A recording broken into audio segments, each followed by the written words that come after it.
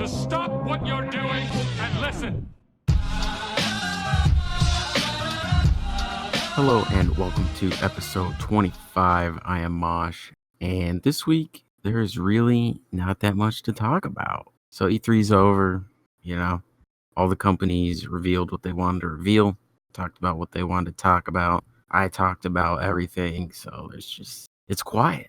There's nothing going on gaming-wise, nothing really going on music-wise. It's just one of those weeks, but I do have a couple of things to go over. But before I do that, I don't know if I'm going to have a video up on Friday or Saturday this week because I don't really have much footage for anything. I used up all my prop hunt footage and I uploaded that one Crash Team Racing video. But I've been thinking about doing a stream on YouTube in the coming days. So I might just use that as this week's video, just not a long stream, but a few hours. Probably play Crash Team Racing, do some multiplayer, try to get some of the boys in here and we can race it up. Hopefully. We'll see. If something funny happens or a good race happens, then I can turn it into its own video. That's if the internet wants to cooperate. Because, I tried to stream today and my upload speed just wasn't having it. Didn't want to do anything. So I don't know. It's usually the internet's fine and I can stream perfectly normal. I'll get some frame drops here and there, but for the most part, I can stream without issues. But about 1 week out of a year, the upload speed will just disintegrate. It won't just be one day where I'm dropping thousands of frames. It'll be every day for about a week straight. And I'm like, what's going on? Why is this happening? And then it just fixes itself and we're good to go. So hopefully that's not the case of what's happening right now. Hopefully it's just a 1 day thing, but it's just really annoying. Anytime the internet doesn't work properly, I get really frustrated because it's something that's out of my control. And it's always when I want to do something. Like the internet never messes up when I'm not trying to do something. So since there's not much to talk about this week, it's probably going to be another shorter episode, which is unfortunate. I wish they could always be a bit longer, but there's just not enough to talk about, like PKA, Painkiller Already. I used to listen to them back in the day, but they do like 4-hour long podcasts every week. 4 hours every week. Like if you did one podcast a month, maybe you could hit 4 hours, but every single week, 4 hours? Like, how do you find that much stuff to talk about? I can barely even get this thing to 1 hour. Oh, and I also want to make a prediction because it's a long shot, but if it actually does happen, then I have major bragging rights. Mortal Kombat 11, they announced the first fighter pack. It's going to have Shang Tsung, who is available right now, Nighthawk, Nightwolf, Sindel, Spawn, and 2 other characters, which in the teaser people think will be Ash Williams and the Terminator. Well, you hear the chainsaw sound, but what if it's Sweet Tooth and Marcus Phoenix? So Sweet Tooth would be the PlayStation exclusive and Marcus would be the Xbox exclusive. No Nintendo exclusive because none of their characters fit and you can't kill Nintendo characters. So forget Nintendo. Sweet Tooth uses a chainsaw as well, and Marcus could use the chainsaw on the Lancer. And the reason I bring this up is because, I got to thinking, Ed Boon, he said he's a fan of Sweet Tooth. He also said he's a fan of the Gears of War games. Well, at E3, right after they announced the fighter pack, they had an ice cream truck there. Who drives an ice cream truck? It's Sweet Tooth. That's kind of weird, isn't it? Why would you show up to E3 with an ice cream truck? I know it's to serve people ice cream because it's warm outside and you want to cool people off, but it's, it gets you thinking a little bit. And I know Ed Boon is a big troll, massive troll, loves messing with people. Totally understand that. And that's why this is a long shot of prediction. I'm just saying, I know Ash Williams was leaked in the whole leak list thing, but what if it's Sweet Tooth and Marcus Phoenix? Just saying. I saw some people saying it can't be Sweet Tooth because Twisted Metal's dead. It's a dead franchise. How is it dead? If Twisted Metal was dead, why is Sony putting in all that money to create a TV show out of it? It's not dead. It's in limbo right now. All the companies that made Twisted Metal just don't exist anymore. Incognito Entertainment, gone. 989 Studios, gone. Eat, Sleep, Play, gone. Single Track, gone. They just don't exist. That's why the game's in limbo. They need a new team to bring Twisted Metal back. And they will. On PS5, Twisted Metal will return. I will put money down on that. And again, they're not going to put all this money into this TV show if the franchise was dead. It's not dead. Sweet Tooth will return. Anyway, it's that time of the month. Top best-selling games, this time for May 2019. Number 20, Yoshi's Crafted World. Number 19, Team Sonic Racing. Team Sonic Racing debuted at 19. It came out in May, on May 21st, and it came in at 19. Crash Team Racing came out on June 21st. So they're having an equal amount of time in sales. So we're going to see where Crash lands next month when the list comes out. But I can guarantee you it's going to be higher than 19th. 18, Assassin's Creed Odyssey. 17, Tom Clancy's Rainbow Six Siege. 16, The Legend of Zelda Breath of the Wild. 15, Marvel's Spider-Man. 14, New Super Mario Bros. U Deluxe. 13, Call of Duty Black Ops 4. 12, Tom Clancy's The Division 2. Knocked out of the top 10. 11, Mario Kart 8. 10, NBA 2K19. And NBA 2K19 is probably going to be higher next month because it went on sale for $3 for like a week or so. So I'm pretty sure a lot of people jumped on that, and we will see NBA 2K19 quite possibly in the top 5 next month. Because, I mean, I love basketball, but man, even for $3, I still couldn't get myself to buy this game. And I don't really play sports games, which is weird because I love sports. But for some reason, sports video games just don't really do it for me. I don't know. It's weird. I love NBA Street, though. NBA Street Volume 2 is one of the best basketball games ever made. I would love for that game to come back. A remaster, whatever. It's a great game. Number 9, Minecraft. Number 8, MLB 19, The Show. Baseball it up. Just went to a baseball game on Saturday. First time been to a baseball game since middle school, so that was a year ago. Just kidding. It's been a while, though. Yo, the air conditioning unit at Chase Field has to be the gnarliest air conditioning unit in existence. Because our baseball stadium, they can open and close the roof. So, they opened it. It's 100+ degrees out. That air conditioning kicked in, felt like it was in the 60s. I was freezing cold at the end of June. Never thought I'd say that. Number 7, Red Dead Redemption 2.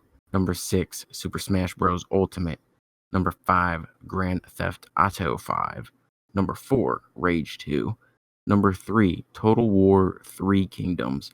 Never even heard of this game. Came out of nowhere. Apparently it's a PC exclusive. And number 1 and number 2 are the exact same from last month. Number 2, Days Gone. And number 1, back-to-back months, Mortal Kombat 11. Now, I have a list of the top 10 best-selling games so far this year. Now, it's only counting up until May, so it's only 5 months, not 6 months. So it's not exactly the half-year mark, but it's pretty close because I don't see any games that came out this month really making a dent in this list. So I'm pretty confident with this top 10.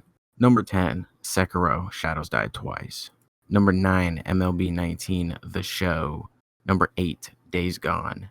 Number 7, Red Dead Redemption 2. Number 6, Super Smash Bros. Ultimate. Number 5, Resident Evil 2. Number 4, Anthem. Number 3, Tom Clancy's The Division 2. Number 2, Kingdom Hearts 3. And the best-selling game so far this year is Mortal Kombat 11. It's crazy. It's not going to stay at number 1. But it's having a good run right now. I have another list, one more list. Because I see a lot of people saying, who cares about Call of Duty? Who buys that stuff? Who plays that game? Who does that? I have the top 10 best-selling games for the past decade. 2009, Call of Duty Modern Warfare 2. 2010, Call of Duty Black Ops. 2011, Call of Duty Modern Warfare 3. 2012, Call of Duty Black Ops 2. 2013, Grand Theft Auto 5. 2014, Call of Duty Advanced Warfare. 2015, Call of Duty Black Ops 3. 2016, Call of Duty Infinite Warfare. 2017, Call of Duty World War II. 2018, Red Dead Redemption 2. So in the past decade, Call of Duty has been the best-selling game every single year, except for the 2 years Rockstar released games, Grand Theft Auto 5 and Red Dead Redemption 2. And Call of Duty Modern Warfare will more than likely be the best-selling game of 2019 when it is all said and done. So who cares about Call of Duty? A lot of people. But yeah, for next month's list, Crash Team Racing will be somewhere in there. NBA 2K19, like I said, because of the $3 deal. And we have to factor in PlayStation's Days of Play event where God of War was $20 and so was Spider-Man. So I'm sure a lot of people bought into that as well because those are pretty good deals because those are pretty good games. And also Days Gone dropped down to not 20. Dropped down to $40 and it was number 2 in back-to-back months. So $20 off for the Days of Play sale. I'm sure a lot of people bought that as well. So expect Days Gone to still be in the top 5 next month.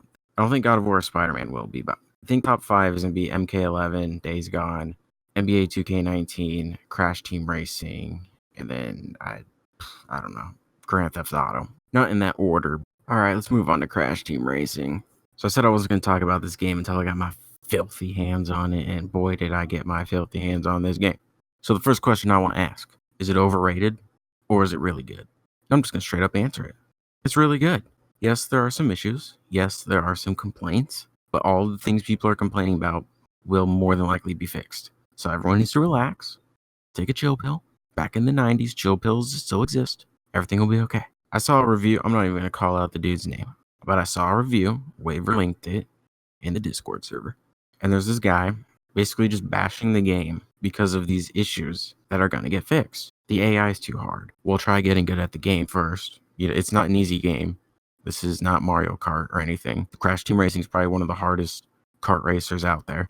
I'm not an expert in kart racers, but this game can be difficult. You have to learn how to do the sliding, drifting, and boosting. Like, you just have to. If you don't do that, you're not going to win. But yeah, like a lot of the things this dude was complaining about, I was like, there's all these things that are going to get fixed. This is why people shouldn't be reviewing games right when they come out. I don't care if you got a review copy and you've been playing it for the last 3 days prior to launch or a week prior to launch. It doesn't matter because multiplayer servers aren't even up by then. They don't come up until like the day before launch. So these people play like 2 matches of multiplayer and then boom, it's time to add that into my review. You haven't even fully played the game. And then they put out these reviews because they have to have it out day one. And then they just complain about stuff that's going to get fixed. And then the review becomes outdated. Just wait. Just wait to review things. Because once that review becomes outdated, you look like an idiot. Like, video games are different than music. Music, you can do a review on rather quickly. Because, you get the album and you hear all the songs and that's it. There's nothing else to it. You have everything there. It's final. There's no changes to be made. It's the final product. Games are changing. There are bugs. There are patches that come out. It always changes.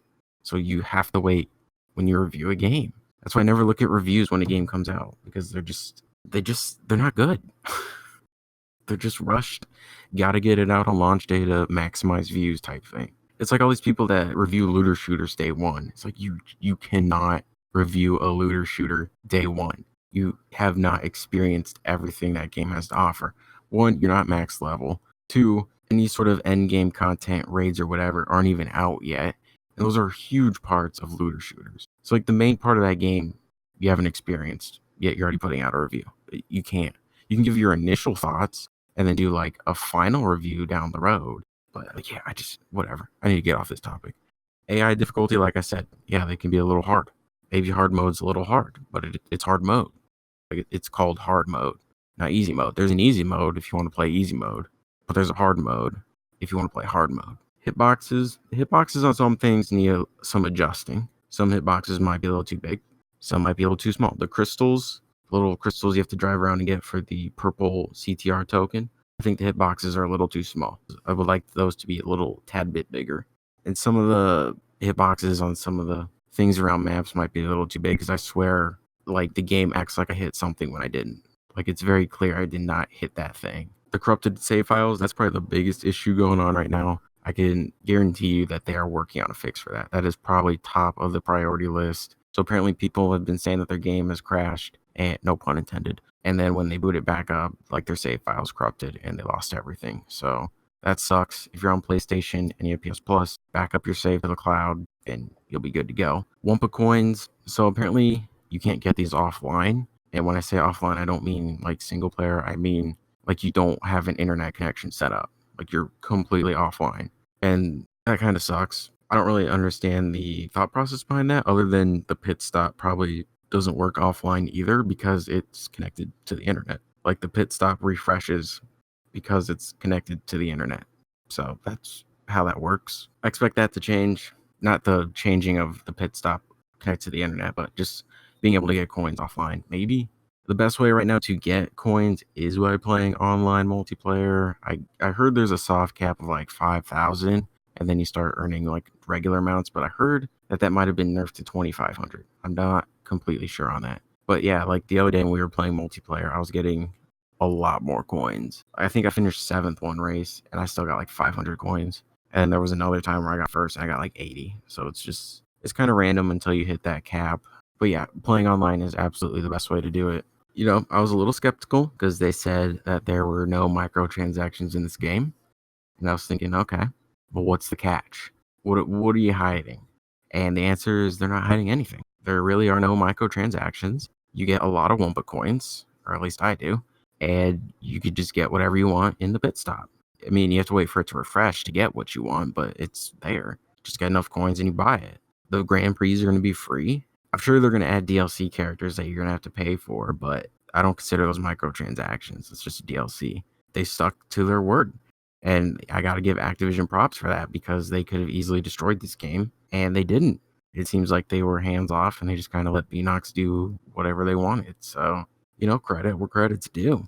Also, shout out to Beanox for this game because it's not just Crash Team Racing, it's Crash Nitro Kart as well. So we're getting 2 games, not even for the price of one, because the game's $40. So 2 games for $40, and everything is free. I mean, come on. I know people are complaining about little things, but let's at least be pretty grateful right now that we were given a very good, I would say it's a remake. Some people say a remaster, but Beanox themselves said they remade this game from the ground up. So if that's not the definition of a remake, I don't know what is. Also, the Crash Bandicoot community is very strange. It's a lot more toxic than I expected it to be. Because I remember watching some Crash Team Racing videos leading up to the release of the game where some people got to go and play it early so that they could get footage and post it to their YouTube channels. And if you just look at the comments on those videos, it's so much negativity. There was one video I saw, I've never seen the word noob be posted that many times in my life. Like, that was just the word of choice for those commenters. But yeah, everyone's just like, oh, you suck, you're bad at the game, why'd they choose you, this or that. Like, everyone is just such an expert, apparently, at this game. It's crazy to think that some of us, maybe moved on from this game and started playing other games, Like, we kind of grew up and did other things. We didn't just stay playing Crash Team Racing for years. It's also crazy to think that maybe the people that got flown out to these events are not experts at Crash Team Racing. But if you're receiving an email from Activision saying, hey, we want to fly you out so you can play this game early so you can get footage to post on your YouTube channel and probably get a good chunk of views, you're invited. And we're going to pay for your flight, and we're going to pay for your hotel, and everything's free. Are you really going to turn that down? Nah. So they didn't turn it down, and they went. And you know what? They're not the best at the game, but that's okay. All these people are like, oh, why didn't they choose me? I'm the better racer. They should have chose me. Who are they going to choose? The person with 50,000 subs or the person with 50 subs? The person with a good attitude or the person with a bad attitude? Like, come on. People these days it's insane. We had a toxicity I was not expecting from this community, really. But I do enjoy this game very much. It's everything I thought it was going to be. I'm very happy that there are no microtransactions. I get everything I want. No issues from me. No complaints from me. The things I have complaints about are going to get fixed. I'm very confident about that. So I'm very pleased with my purchase, and I am very pleased and grateful that Crash Team Racing has returned. That's pretty much all I have this week. I wasn't kidding when I said there's not a whole lot going on, so I'm already into my weekly pick. And this weekly pick gets harder and harder every week. Like, I really struggle to think of something. But luckily, the other day, the Game Theorist YouTube channel, Game Theory, probably have heard of it or seen the videos. Matt Pat, the guy that runs the whole thing, he uploaded a video and he talks about how YouTube is ruining gaming, and he pretty much just goes and talks about, demonetization, ads, age restrictions, just the whole thing, what advertisers look for, the YouTube automated bots, what they detect in videos that gets demonetized, the whole thing. I highly recommend watching that video. I'll put a link to it in the description because a lot of people don't know really about a lot of this stuff, and I think people should know because it hurts a lot of people. So it's pretty important. And I think at one point in the video he said that even if you put an explosion in your thumbnail, you get demonetized, which would make a lot of sense because back when I had a partnership and my videos were monetized, my Modern Warfare Remastered prop hunt videos were getting demonetized, and I couldn't figure out why, because there's nothing bad in them. Like it's not what's the word I'm looking for? What is the word I'm looking for? What is that word I'm looking for? I can't figure out what the word I'm looking for is. Like, they're not offensive. That's not the word I'm looking for, but we'll just run with that one. They're not offensive. There's no foul language. There's really no violence. I mean, yeah, you're shooting things, but there's no blood. Like, you're shooting trash cans and chairs. Like, there's nothing bad about those videos, but they all got demonetized. But I had explosions in the thumbnail, which would be really stupid if that's why they got demonetized.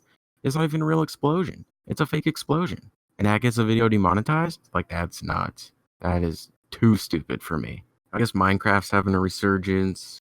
He showed like the top 5 most popular games on YouTube, and it was Minecraft, then Roblox. Roblox at number 2? How? Number 3 was Fortnite. Number 4 was League of Legends, and then 5 was Grand Theft Auto 5.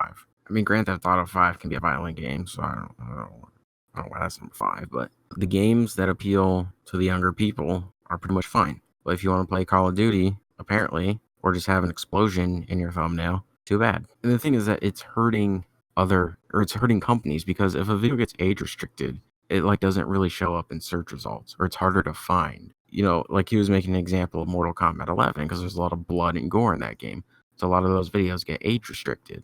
And if a lot of people are not seeing MK11 videos, then the game might not be selling as well, because not as many eyes are on it. Now, I just covered that's the best-selling game 2 months in a row, and so far the best-selling game this year. But that's what it is. Like, so many games became popular on YouTube, or because of YouTube, or because of Twitch, and it's free advertising. But if companies aren't getting that free advertising because their game is getting age restricted, then that kind of hurts them. So it's a whole mess, really. I recommend watching this video, and that's basically that. And then on to my weird pick of the week. This is just an observation, and, you know, I just don't understand it. So I've seen people on Twitter complaining to fast food restaurants that their order was wrong. Like, what is that Twitter account supposed to do for you? They can't just magically change your order. Like, what do you want them to do? You went through the drive-thru, you got your stuff, and you didn't decide to check right there if your order was correct. Like, that's what most people do. They look in the bag and they check to see if it's right, and then they go home, you know? And if you did check and you saw it was wrong, why not just go in and tell them it was wrong? Why go home and complain on Twitter? Again, what are they supposed to do for you? Like, you can't prove that your order was wrong. If they say send us a picture of your wrong order, you could just hide, you know, the French fries. I didn't get my fries. What are they gonna do? Print you out a coupon? Doubt it. Like, you could have sat there in the drive-thru, saw your order was wrong, and been a strong, independent human being, went inside and corrected it. But instead, you went home and complained on Twitter. Really? You know, a lot of the times when you go in and tell them that your order's wrong, you can get stuff for free. You know, if you ordered a Big Mac and you got a quarter pounder, a lot of the times they'll let you just keep the quarter pounder and give you a Big Mac for free and say, oops, sorry for the inconvenience. This is on us. Or, hey, here's a free apple pie for the inconvenience. This is on us. You can get free things. But instead, you went home and complained on Twitter to a fast food restaurant that your order was wrong.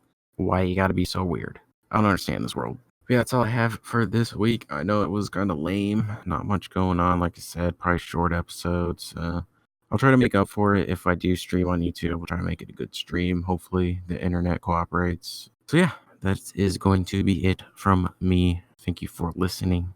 I appreciate it very much. And I will talk to you guys later.